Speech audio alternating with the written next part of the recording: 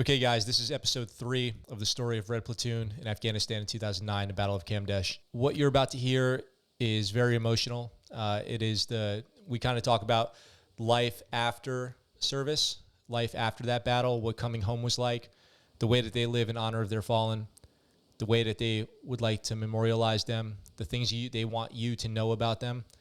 And if you're a veteran out there, if you're struggling with anything, I hope that you get something out of this episode. Always remember, there's no weakness in asking for help. There's no weakness in reaching out to old friends. There's no weakness in going to seek counseling. In fact, there's strength in those things. Enjoy this episode, and I'll talk to you at the end. I wanted to ask you guys a couple questions about kind of post October 3rd.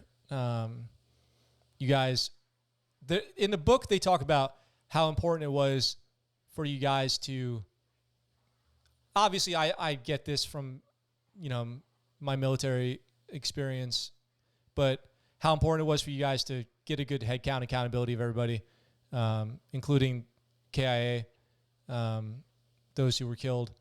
Yeah, you didn't want those heathens getting a hold of. Yeah. When you guys recovered everybody, was there a process of kind of realizing who had been killed and who was alive? Yeah, they didn't. The QRF found Hart, so it wasn't until the very end when they came down the mountain that they came over the radio and they said we found one of your soldiers. And at that point, that was the number. That's when it was the final number was counted. Well, actually, it was at 7 at that point because Mace was still alive. There was like a part where it like hurt so bad, and a part where you were like, it was only 7. I'm surprised even we're alive, but even one was just like devastating. So it was a heavy kind of hit to hear that number that we lost that many guys. We lost all our like squad level leadership, dude. It was our best dudes who did it. It seems like that's, good soldiers get killed. That's what they say. Put yourself in the most dangerous situations, accept the highest levels of risk, and you do it to protect the people around you. I think on that day, you guys all stepped up to that level. I think that's safe to say.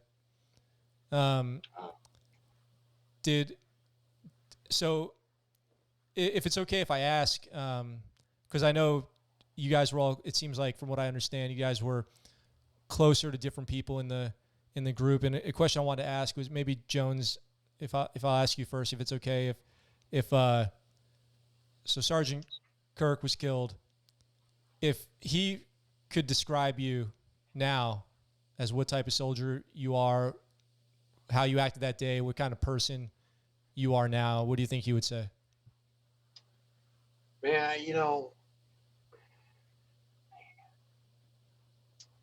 that's a pretty deep question. I know what he would tell me, for being a pussy, or he just, man, if I could just say anything about him, he was just such a outgoing, positive guy. Like he was just so like he just wanted to be in life, even combat. As crazy as that sounds, like Romesha told us one time, like you won't find a drug like it, combat. And he just kind of embraced that sometimes. But I hope he would say that that I'm doing great. I feel like in my life sometimes when I've had downs, I can hear what he's saying to me. And I loved him so much, I named my son after him. His name is Kirk, and I call him Kirk Daly. And,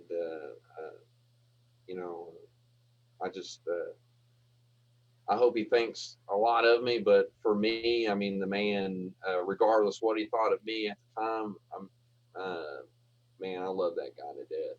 I mean, he was like a big brother to me, basically. When I was going to Afghanistan, they had like a platoon get together. My family came for a 4-day weekend, so I couldn't go to the platoon get together. But Sergeant Kirk wanted to make a point to talk to my mother and father, and just to tell them that I've been there before, and your son is safe with me. And I can't appreciate. I mean, like it just meant the world to me. He was just such a good person to me. I just hate he's gone. Yeah. Thank you. I don't know if that answered your question, but that's just. Well, I think. Yeah, I think you said, I hope he would say I'm doing great, and I think that says a lot, because it's kind of a reflection. Obviously, when you have somebody that you look up to and whose opinion matters to you, you want to live up to make them proud. And it's, if I think you saying that means a lot, because I hope that that's how you feel too, that you're doing good, that you're doing great, that you're succeeding, We try to. I mean, all of us, like I said, we have ups and downs. I've had dark times and good times, and but once you see that and you experience that, you're just different. I mean, honestly, that's just how it is. You know what I mean? Like,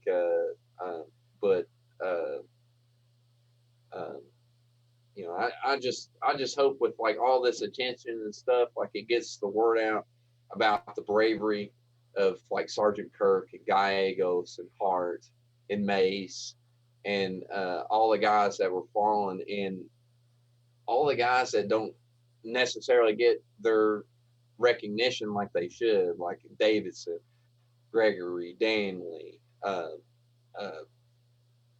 mean, like there was just so many people, and even after we got back to Bostic, where we were kind of regrouping and getting refit, the new guys that came to us were excellent dudes, stand-up guys, and me personally and them, we just want to make sure that they get recognized. Yeah, Wesley Seals, absolutely. Johnson, Kent Johnson, James Stockton, who came from White Platoon. When, like we were saying, like when Red Platoon has a reputation, and when he came to Red Platoon, he's a little hesitant, but he fit right in. He's one of us. We got He's Squirrel too. And Squirrel, he was an older dude who he had to fight to get in the army, and he just became like our dad. Like, hey, I'm worried about you. I seen you wanted to kill that dude or something. Yeah, I'm worried about you. Yeah, absolutely. He was I asked him one time because he was in my truck. I said, Squirrel. And his real name is Six Toe Carasquilla. And he's from the Bronx, New York, if I remember correctly. And I said, why did you join? He said, I'm a patriot. That's all he said. And I mean, he really was. I mean, and is. And gosh, who else are we? Ryan Wilson, who was my assistant gunner, always fed me ammo. He was on leave. Yeah, he was on leave, but Kutcher was on leave. The whole deployment afterwards, I mean, they're just squared away. Alan Kutcher, like you're saying, our medic, who I've seen stand up in the middle of a firefight, bullets flying everywhere, to run to a guy who is injured. No care for his safety at all. Shot in the butt. Shot in the air. Absolutely. Just the bravery that we seen on a daily basis. I just want people to know that. That's my hope is. Yeah, I agree. Zach, if I ask you the same question, but if I understand correctly, you and you were just telling me that you went to go live with Mace's family. Correct. If it was the same question, if Mace was here, how would he describe you that day, life after? Mace was a jabroni. He dogged me all the time. You want to talk? Gallegos always called us the brothers, And when we'd get in fights, he'd be like, "Oh, the brothers are quarreling again." Mace, you know, he was like a jokester guy, so no one really saw like the other side of him. He loved everyone in our platoon so much. Like this was his whole world, to be a part of this. And I think the thing I always say is he'd probably be the proudest of is that no one in our platoon took their lives afterwards, and we're all still here. We're all still talking about it. Personally, I think he would just be so happy for us, for the ones that lived, that would be everything to him. And you know, we were playing Tiger Woods golf one day, and he just started crying. He's like, "I would do anything to make sure everyone came home," and he did. So I think the happiest that we could ever make him is coming home and living a life that's worthy of the guys that gave theirs, so that we could do that.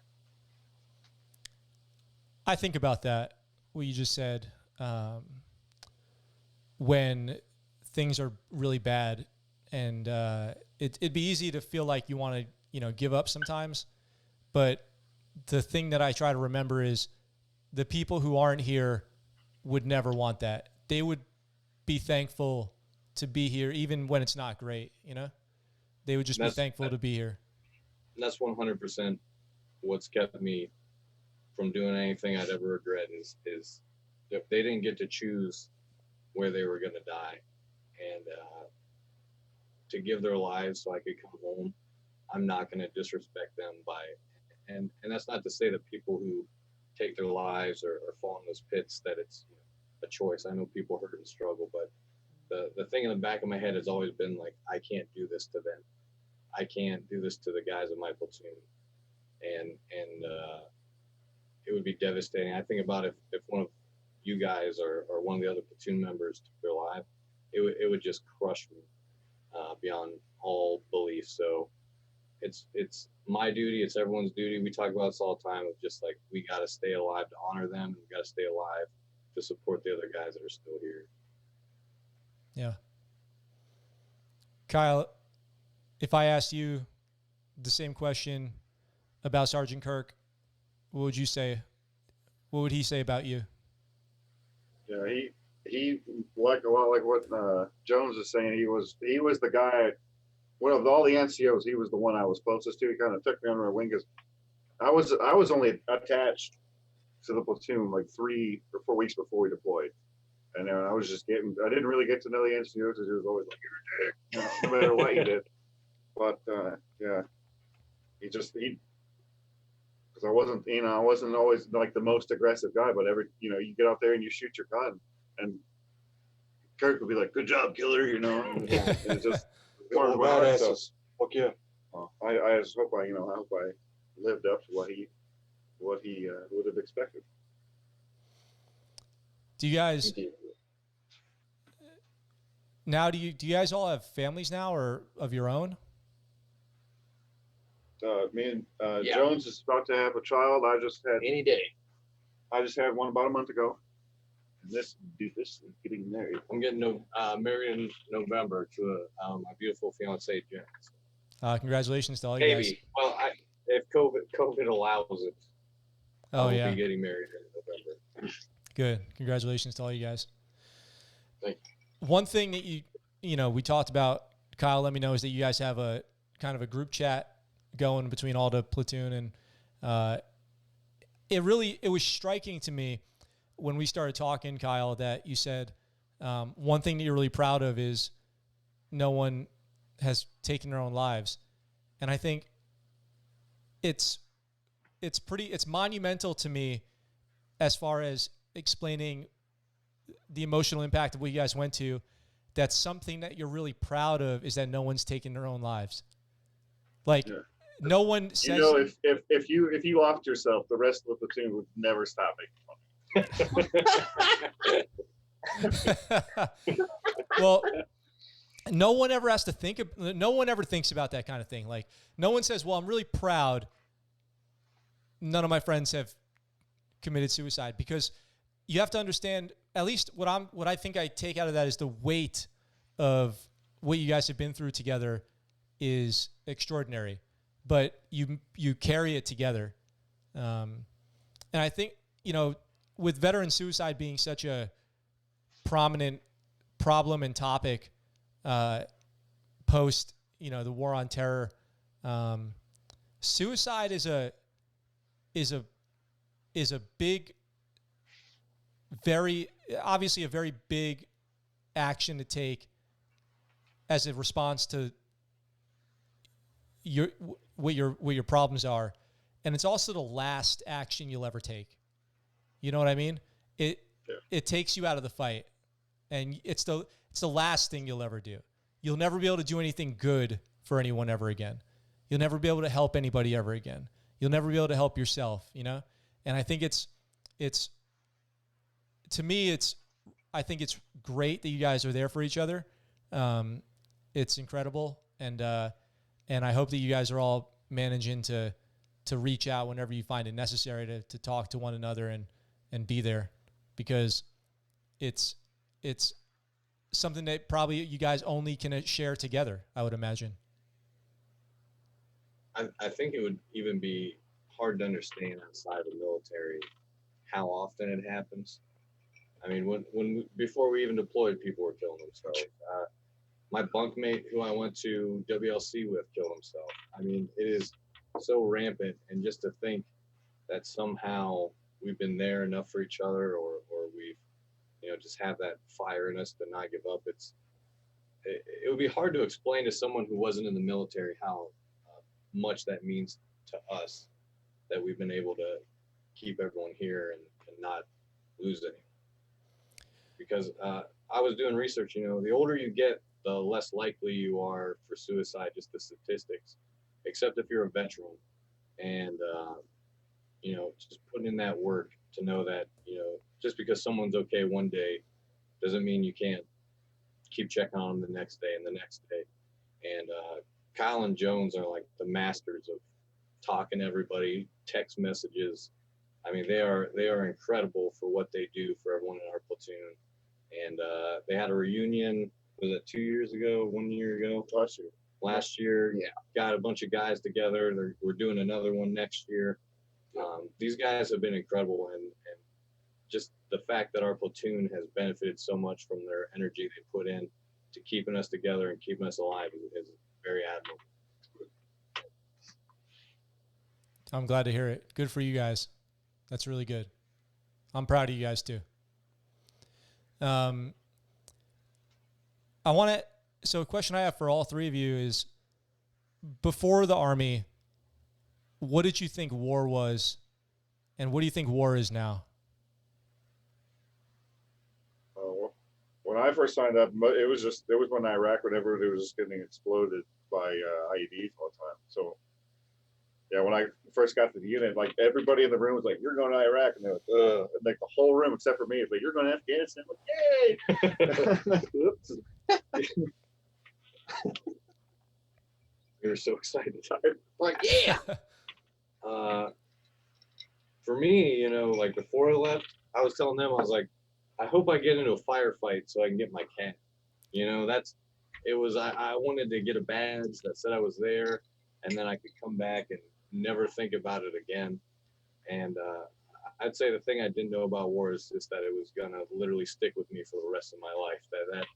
That it becomes a part of you forever. And I just think about those 18-year-old kids going over there that they just want to get some college, or they wanted to make something of themselves. And there's no way to sit down with somebody and tell them, here's what war is, and here's what to expect, because it's different for every person. And war after me is just this fear, I guess, that another person's going to have to go through what we went through and feel that pain. And like, it scares me to think that when I have kids, are they going to do this? Is this going to happen to them? So I think there's a constant consciousness of what's capable in war, and that kind of fear that it could spread to my family and they'd have to go through this too. I mean, I guess I didn't really know. I had some friends that joined the infantry before I joined. I went to high school with them, and I talked to them. they went through a few things. I didn't want to be that guy, and ask them about, like, what's combat like, but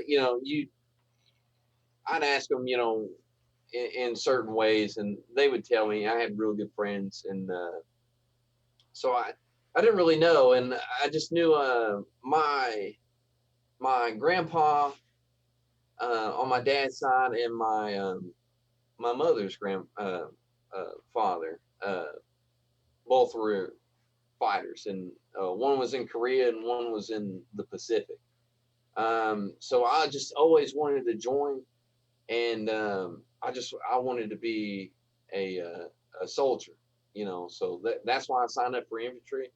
I didn't really have any, I don't know, I just was kind of I was like, well, let's see what happens, I guess, I remember Sergeant G coming up to me and being like, you ready for this, Dick?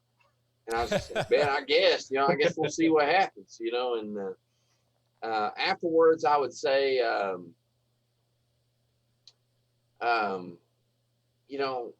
it's just, like I said earlier, it's chaos, man. And if you're not, if you don't have anything specifically that you're fighting for, fight for your brothers right next to you. And that's what I took away from it. And it's war is just necessary in certain ways, but like you were saying earlier, I don't want 18-year-olds going over there and dying. We fought guys that were 15, 16 years old. And, I wish peace and stuff would exist throughout the world, but it doesn't, and it ain't real.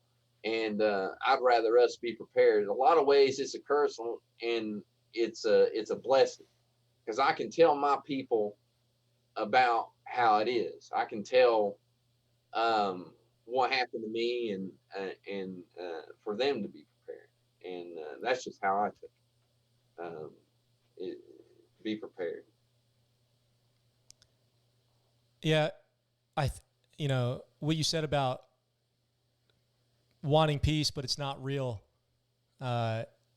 is pretty heavy to me, because I guess the way I would put it for myself is, we had a bomb dog in Afghanistan who had been in like 3 IEDs, and the dog had PTSD. So the dog, anytime that there was good around gunfire and did his job always, but if there was a outgoing, like a 120, he would run under a desk or something because he was scared of getting blown up. Now, if you're a dog and you've been blown up, you're like, holy shit, is that a thing? Like, I didn't know that could happen, And then you get blown up a couple times, and you're a dog, and you're like, this could happen anytime, And the dog doesn't know when it's in the States or when it's in Afghanistan if it's going to get blown up, or in like somebody's backyard or whatever. And I guess the reason I say that is because if you've been to war, you now know what's possible. You now know some things are possible that you didn't know were possible before. In your wildest dreams, you couldn't imagine them. That's a great way to put it. And so the fear is always that this might show up again, And you don't want it to for anybody, for yourself or anybody. Yep. So once you've seen it and now you know it's possible, the fear exists because you know what's possible. Things that can be so bad and people can be so horrible, Yep. And that's the way I look at it is what do I think war is now? It's just the fact that it's possible, in that way. And I hope that most people never have to see anything like it. And that's just from my perspective, which is pales in comparison, not even on the same, can't even be mentioned in the same breath as to what you guys have been through for a year over there. Sometimes, weirdly enough, you miss it, though. Well, I think what you miss is because of the people that you were with. Yeah. Like, would you want to go back and do it with a different group of people? No. No. I find that being the with the people I served with, I find that being the case. When you guys returned home to the States from that deployment, what was that like? Fucking awesome. We're hammered. Fucking awesome. I had like $20,000 in my bank account. We were getting trashed every night. Absolutely. We would buy, like, each of us would buy like a bottle of Kraken or something. Oh yeah. Finish the bottle, then we'd go to the bar. It was Go Walmart. Oh yeah. It was when we got back and they didn't, they weren't making us train or anything. It was more of a like, get recovered type period.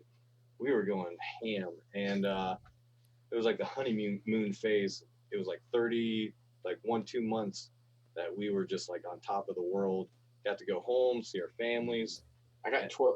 You remember getting like 12 briefings? Don't drink and drive. Yeah. I mean, like, I'm sure you had that too if you were in the service. When I got back, the 2-star general was like talking to us. He's like, I almost don't want to give you leave because I've had so many arrests. He's like, I wish I could make you go to your barracks and stay in your barracks. And I'm like, I just came back from the worst year of my life. Do not do this to me. And I got back. I got a hotel room. I stayed in the Hilton Antlers where America the Beautiful was for like a month. Nothing but room service for every meal. It was incredible. And then it wore off, and it was like wham, right downhill. Garrison sucks after you've been deployed. Yeah. Mm-hmm. Well, I would go back in a heartbeat to Afghanistan. Before having when I tell people all the time, when I have like nightmares, I'm not in Afghanistan again. I like accidentally signed back up for the army. Picking up cigarettes. Yeah. Everyone form a line to pick up cigarette butts. I'm like, no! Send me back to Keating. You're a road guard all day. well, God, I hated that. So I guess, did it hit you at some point though? Yeah, after that like honeymoon period, I was like, fuck, gotta live with this now. And then it's almost like when you get time to think, that's all you could think about. And when you get back, they like restructure all the platoons and the troops and everything. And like I had spent my whole time there with Black Knight, and they're like, now you're an Apache. So I wasn't even with my friends anymore. Split everybody up. They split us all up. So we were just at that point I was like, I don't know how well I'm gonna do coming back to this. Did any of you guys deploy again? God no. No. No. They tried to extend me to go to Korea, and I signed a deck statement saying, I will not re-enlist. Do not send me anywhere. So in the aftermath of all this, as years pass, actually, real quick, how old were all you guys when this happened?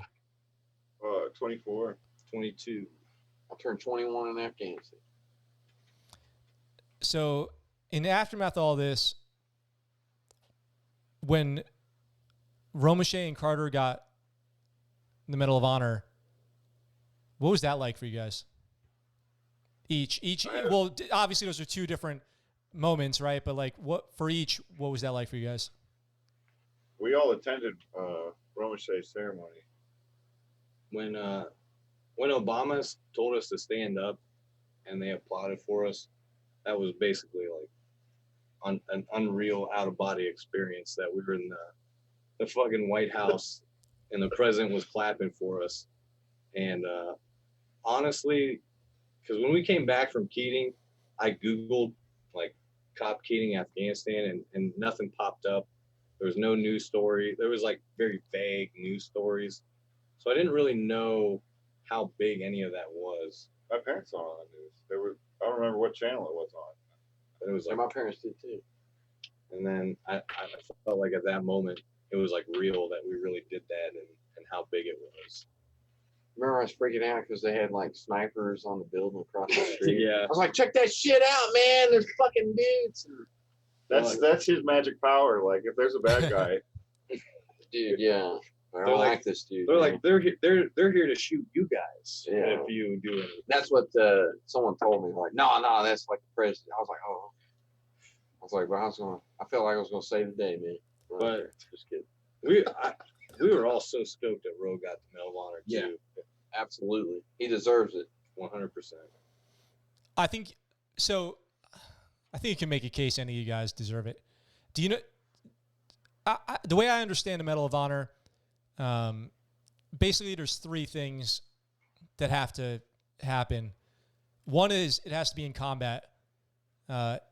Two, it has to be, your actions have to be in, complete disregard for your own safety, put you in extreme peril. But then in addition to that, it has to be something that if you didn't do it, no one would even think to say anything. You know what I mean? That's kind of like the litmus test for it. Like, if you didn't do what you did that day, no one would have said, well, why didn't you fight off 500 guys with the 6 of you, Right. And I think with that in consideration, if they gave it to every one of you guys, I think you all would have deserved it. But they gave it to... When Roe talks about it, that's how he talks about it. I wouldn't have this if it wasn't for the other guys. He's super humble about Absolutely. it. Like he'll come up to you and be like, "Hey, if you didn't do this, we wouldn't have made it."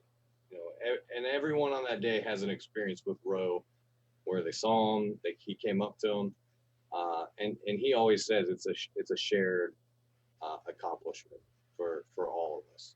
And I always felt like I was a part of it. Everyone that I talked to in Red Platoon feels like they're a part of it. But if you had to pick one person who deserved it above everyone else, it's absolutely Romesha. Shout out to Rance too. Rance did an excellent job that day. Excellent. Well, it sounds like everyone in your platoon and then some additional people, and then the Latvians, all put out that day for sure. Absolutely. If you guys have anything to say about it, there's a lot of controversy over Ty Carter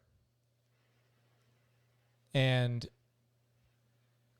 who he was as a person and him getting the Medal of Honor. Do you guys have anything that you would want people to know about that?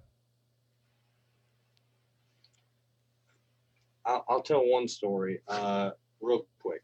So I lived with Vanessa, that's Mace's mom, and she's like the sweetest, most wonderful human on the planet. And what he did that day for Mace, it's her whole world. And I don't think anyone you ever talk to would say we would take anything away from the fact that he went and got Mace, top to bottom. And that does mean a lot to us. It means a lot to Red Platoon. It means a lot to the families. Beyond that, I don't really have much else to say except for, he did go get Mace, and what he did for his family is it means a lot to them, and it means a lot to us too. I think that's fair. I mean, for my position and for any outsider, there's no way we don't know, So you just know what you hear. You just know how it's represented. So I guess I'll let it be at that. I think that's fair. What he did do, we acknowledge he did, and we're thankful for that. That's kind of where we all stand. The book and the film depict the efforts that went into trying to save Mace. I know he was a special guy to you, Zach. What was it about him that made him such a special guy? I was asked this question, and I was not made for the U.S. military. I was not that soldier guy. I was a stoner kid, and I just had literally no options in life. So I joined the military, and I was in Korea, which is basically just like a party. You party for a year, and then you come back. And then I got to the real army, and I was like, this sucks. Everything about it sucks. And the hardest part was waking up at like 5:30 in the morning to go do anything, especially run, to the mountains. And he would come to my room every day, knock on my door. I'd slap my door open, and he would stand in the doorway, smoke a cigarette, and make sure I got up to go to PT every single day. I remember that. And him and I, every day, he had a Hummer, and we'd jump in his Hummer, and we would just drive and listen to music. And he was truly my best friend. I probably would have got court-martialed before deployment if I didn't have someone there making sure I was doing everything. He gave everyone hell, picked on everybody. He was meaner than a rattlesnake, but he loved everyone, and I think that everyone knew that. So that's why he had that spot in everyone's heart.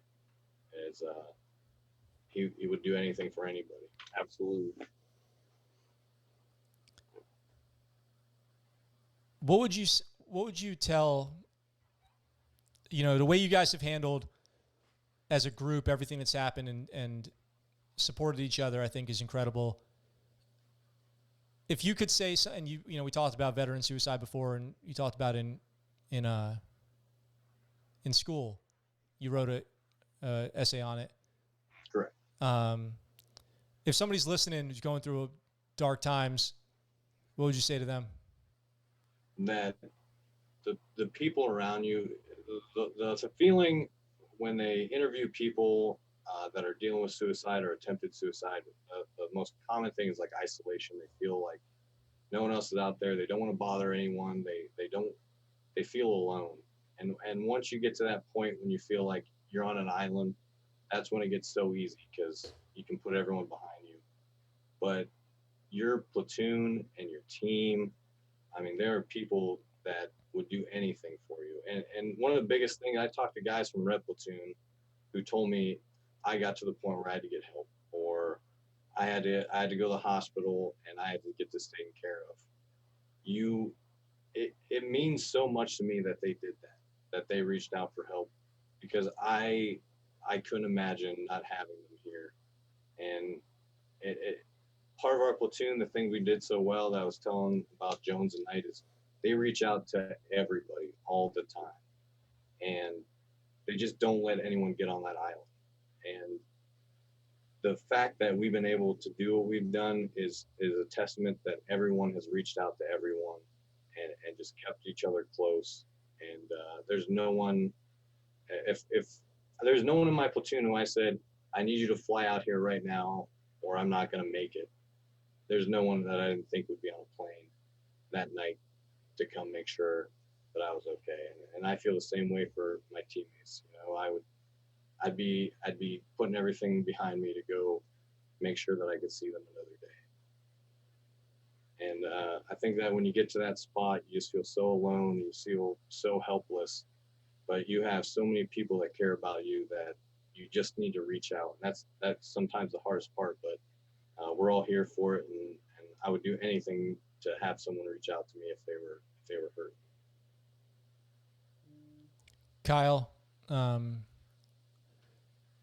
what's been the hardest thing you've gone through since this has all been since you've been back from that deployment?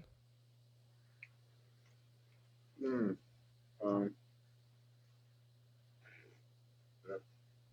don't know. I mean, not a lot of things feel hard after that. You know what I mean? Like, as far as as much like I feel bad about the Kirk stretcher thing when McFarland parked his Bobcat in the way and I ended up getting caught.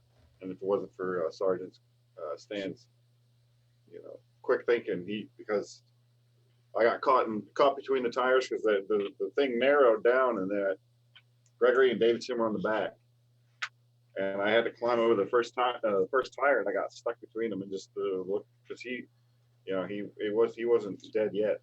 I could I just remember seeing his eyes like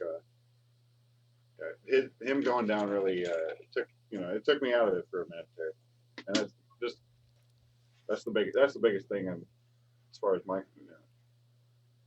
because you never forget. You never forget what that's like. Jones, when you think about it, when you kind of go through that day in your mind, what events replay the most or stick out to you the most? I have a lot of survivor guilt.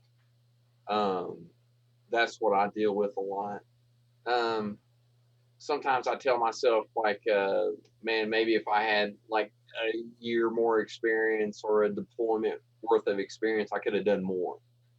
Maybe I'd have known more, or maybe I've been used to it, because it was pretty intense and heavy. And I don't blame anybody that kind of took a moment that day and was like, man, this is just, we're all going to die. I don't blame anybody for that. And that's just one thing I would take away. And I just, man, it was just. I wish I could have done more too. Yeah, that does bother me quite a bit. The things I remember the most was, I guess, honestly, I relive that day quite often. I talk to, like he was saying, I talk to people often, and they want to talk to me about what they seen, or if I haven't talked to them in a year, they want to catch up, tell me what's going on in their lives, pros and cons and stuff. And, but I guess the number one thing I could take away from that day that for me is truly positive is just the brotherhood we had, man, and that it is. And I love every single one of these guys to this day. If they called me and needed me, and I've helped, I won't say their names, but I've helped numerous people in my platoon. Romesha's helped numerous people in the platoon. He's helped me. Knight's helped me a few times, and it's just, we try to be there for each other, and it's just a brotherhood. We're a band of brothers. We really are. I remember when I was in basic training at Fort Benning, they would, anytime we had a spare moment that we were not training, they would constantly, like, it's almost like they're programming us, almost like, they let us watch Band of Brothers or Black Hawk Down, stuff like that. And, we're truly a band of brothers. We really are. And that's one thing I take away from it. Absolutely.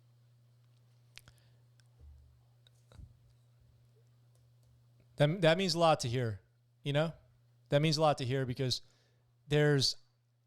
I've seen personally, people that I've served with who didn't reach out and, or didn't get support in one way or another, or, weren't able to receive support when they were getting it. They weren't in a place where they were open to receiving help, and then it didn't end well, and then with people taking their lives. And one thing about that really sticks out with you guys is your willingness to be helped, because Zach, I think you were saying people, they don't want to feel like they're bothering anybody or leaning on anybody else. It takes as much courage to be helped as it does to help somebody else, or more, maybe, And I guess if people take away something from this, it's you can help other people, and it's great and it's important. It's imperative that we do, but it's also imperative that you let yourself be helped sometimes as well. Absolutely. Yep. It's not like you're going to get judged, I mean, we say that, we say that to some of the guys. We're like, just, hey, lay it on, And Knight was saying, Red Platoon is the hardest platoon. Yep. We dog each other nonstop. But if one person would say, I need help, it's full stop. And that's when we come together 100%. There's no room for error on that. I'll tell you guys one thing from sitting here and talking to you is the way you guys talk about each other, it's obvious. Even just the look on your face changes when you start talking about each other. You guys are a band of brothers. You guys have that love for one another, dude. It's obvious. It's obvious. You guys are family. And, you've been through things together that no other people will ever understand, even other veterans, you know? Yeah. Because of and now with, you know, you guys are going to be more in the public. More people are going to know your story. And I think it's going to be as important as it's ever been to remain close and with open lines of communication with one another. As you guys kind of navigate your way through dealing with the publicity or the public wanting to know about what happened there. And I think you guys are doing a really stand-up job of it from talking to you so far today. As we start to think about wrapping up, I want to give you guys a chance to let me know anything that we didn't get a chance to talk about that you wanted to say, or if you had anything you wanted to say. I honestly, like, one of our big missions was just shout outs to the guys who don't get the name recognition. Like, when just them being able to watch this and hear their names, like Jones, Jones was saying everyone's name and stuff. Like, they need to hear that stuff. You know, they need to feel that we acknowledge them and other people acknowledge them. So thank you to you too for 100% letting us do this. It's been Awesome. great, man. And I want to give a shout out to my wife, man. Like you were saying, like after deployment, man, if my wife wasn't there, I mean, I don't know what I would do. And she's getting ready to give birth any day now. So I love you, honey. She cockblocked me, so I'll never forgive her. Whatever. Congratulations. Yeah, my wife's upstairs. I told her to stay off the internet so she doesn't kill my upload. She's right up there like, no, YouTube. Yeah. Congrats. But no, she helps me. Like I'm sure these guys can. They make jokes, but man, our wives, if they were not in our lives, man, I don't know what we would do. Oh yeah. Live every day with our psycho ass. Yeah, yeah, exactly. They have to deal with this shit on a daily basis. We couldn't really think of anything else we wanted to add, right? Just the shout out to Red Platoon, man, and I love my family, man. They were always there for us. They sent us cartons of cigarettes in Afghanistan. So my mother and father and my brother, I want to say I appreciate your love and support, and like I said, to my wife and my boy. But is there anything else we wanted to make a point of? I don't think so. Yeah, I think we're good to go. I'll tell you, it's really, I want to thank you guys from the bottom of my heart for sitting down with me, because I never thought I would come face to face, you know, even via the internet here, with guys who lived through that day. I mean, we're not Brad Pitt. Like, damn, I wish, man. Like I said earlier, I remember hearing about what happened when it happened. I remember hearing all kinds of different information, rumors, and I remember seeing all your teammates who were killed, and I have all the respect in the world for you guys, and I appreciate you, and you guys are heroes of mine. You guys are personal heroes of mine, and it's been, and not only, you know, knowing you guys more now, not only for what you did that day and what you did in Afghanistan, but the way that you guys have represented afterwards and taken care of each other is even more remarkable to me. You guys are awesome. And I appreciate it. And, you know, we always talk about, like, Keating had to be, like, perfect, and somebody was looking out for us. We also were the best platoon in the whole and we were the best platoon in the whole army. I find it like almost miraculous that, you know, we've never done an interview like this, and the one interview we do is with a guy who was over there when it all happened. I think it's incredible. It's one of those meant to be things. So Absolutely. The fact that you even knew about it before all this happened, I think that there's a real connection. I think helped push this all forward. So, I was hesitant to come on this. We pushed him. And what was funny is I watched your video 3 days before he messaged, and I thought you did an excellent job, man. So I want to say I appreciate you, and I appreciate your time as well, man. thank you. And we're going to do something good for you. Okay. Well, you guys did a great. Oh, you know what? Actually, that reminds me, Jones, you saw the movie. Yes. Yeah. What did you think about it? Well, I didn't want to watch it. My wife made me, and I'm glad she did, because I'm getting a lot of questions, and people that I know that I haven't talked to in years that have called me, and has one thing I'll say: the movie tried to fit a lifetime of stories into 2 hours, and it's just not possible. And I don't know those guys personally, but you know, my personal opinion is if you're going to do something, let's do something that's really accurate. Mm-hmm. Let's do something where you promote everybody. But as far as the movie, it did the best it could. The best it could, I guess, is the way I'll put it. I think my beef was with the movie is none of us got reached out to. No, Like Jones got. they called me halfway through it, and they just wanted my my gist on it, and I'm just not comfortable with them. Like they were saying with Tapper and all these other guys, it's just you know, and just being honest, even with you, some ways, some things you just want to keep to yourself, or maybe explain another day.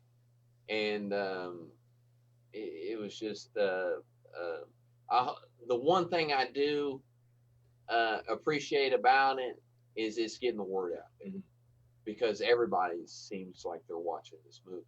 And if they like that movie, I hope that eventually something will come out that gives the true story, the in-depth story about what happened that day and the bravery that day, man. Absolutely. And to go on that, you know, he didn't really talk to us about the movie. We weren't really given a platform about the movie. No. And you giving us that platform means a lot, because absolutely. Yeah. We, you know, we're not going to call anyone out, but people that really didn't have a lot to do with that day have been doing things, you know, to kind of push that spotlight on them, and even away from the 8 guys that I didn't really like. So especially you guys, you asking us about the guys who we lost means a lot, that we get to talk about them. Absolutely. And we get to share our story, we get to share a platoon story, so that means a lot. And I think that was kind of what we were missing from this movie experiences. They didn't reach out to us.